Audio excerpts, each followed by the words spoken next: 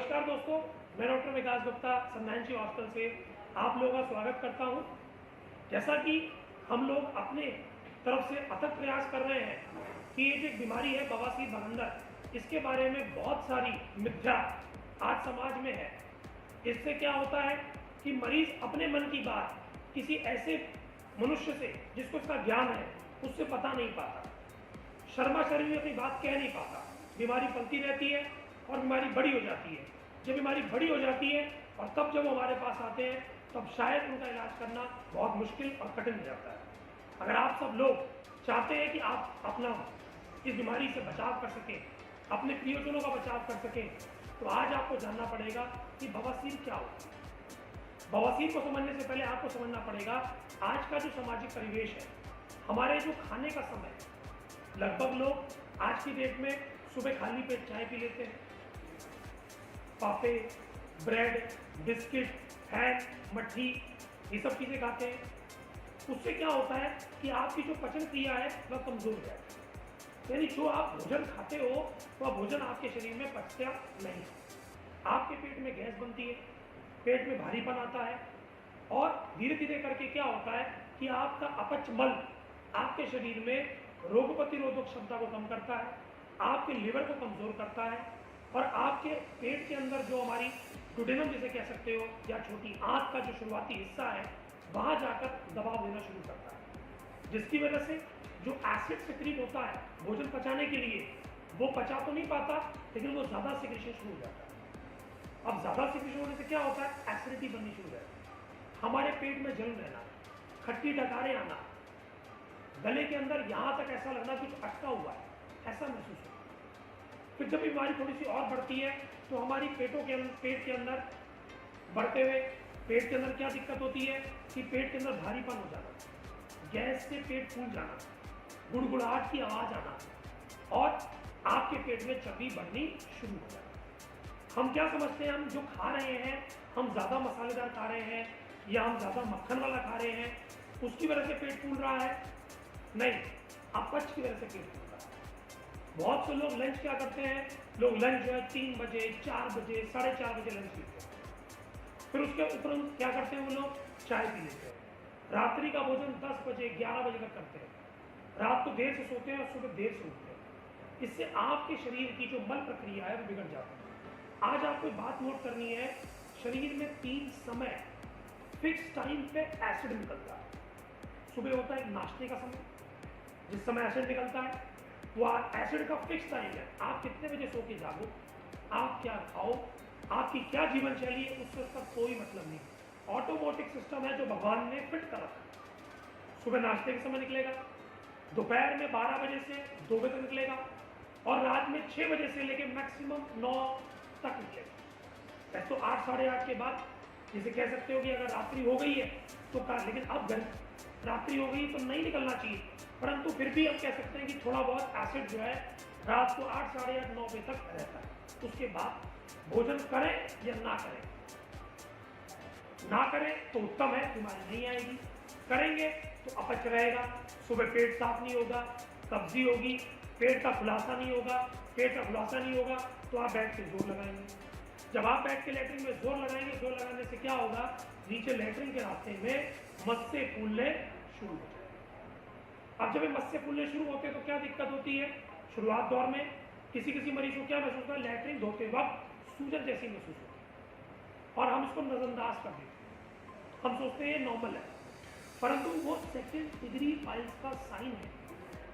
अगर उसी समय आप अगर अपना प्रॉपर उपचार कर लें तो आप ये पा सकते हैं कि आपकी बीमारी एक बड़ा रूप धारण नहीं करेगी। आपके मस्से भली ठीक हो सकते हैं, उससे क्या बचाव होगा, आपका शरीर जो सूख रहा है, आपका लिवर जो कमजोर हो रहा है, आपकी कार्य क्षमता कमजोर हो रही है, आपको हृदय रोग हो रहा है और अगर ये बीमारी कंट्रोल नहीं आई तो लैट्रिन के रास्ते मस्से फट जाते हैं और भयंकर खून गिरना शुरू हो जाता है। ऐसे मरीजों के अंदर जिनको बवासीर पैदा हो गई है, उनके अंदर क्या रहता है, फेफड़े की कमजोरी हो जाना, हार्ट की कमजोरी हो जाना, मानसिक तनाव रहना और मन के अंदर उथल पुथल रहना, वायु का प्रकोप है।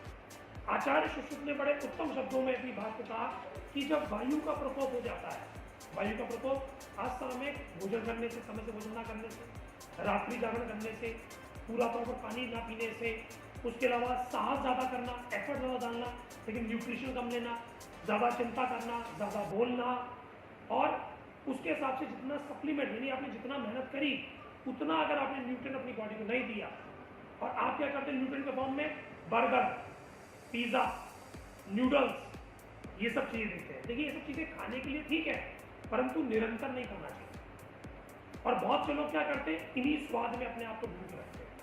बहुत से लोग नॉनवेज जो खाते हैं वो रात को खाते हैं। अगर आप नॉन वेजिटेरियन हो तो दिन में ग्रहण करें, और मैं तो सलाह दूंगा कि नॉन वेजिटेरियन आप ना खाएं। किसी जीव को मार के क्यों अपने पेट को भरना है।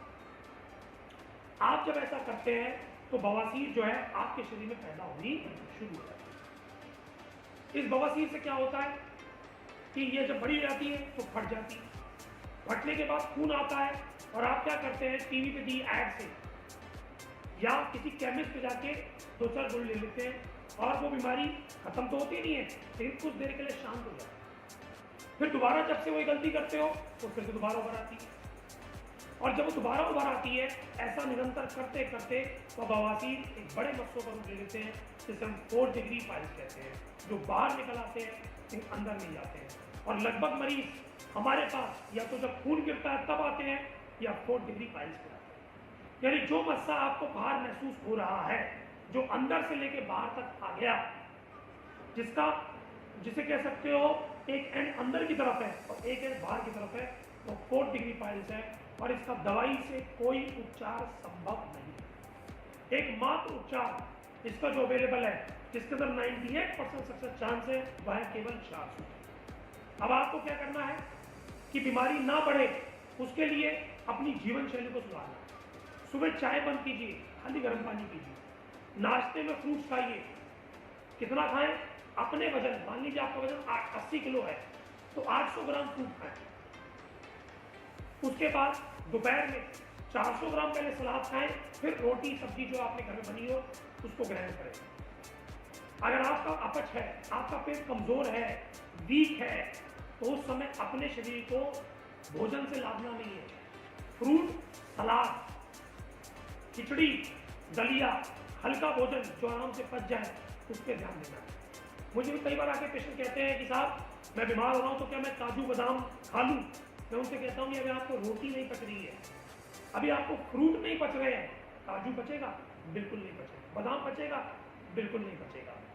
तो आपको अपने शरीर को ठीक करने के लिए सबसे पहले इस शरीर से लोड निकालिए, मल को निकालिए। मल निकलेगा कब? जब आप मल को ग्रहण करना बंद कर देंगे।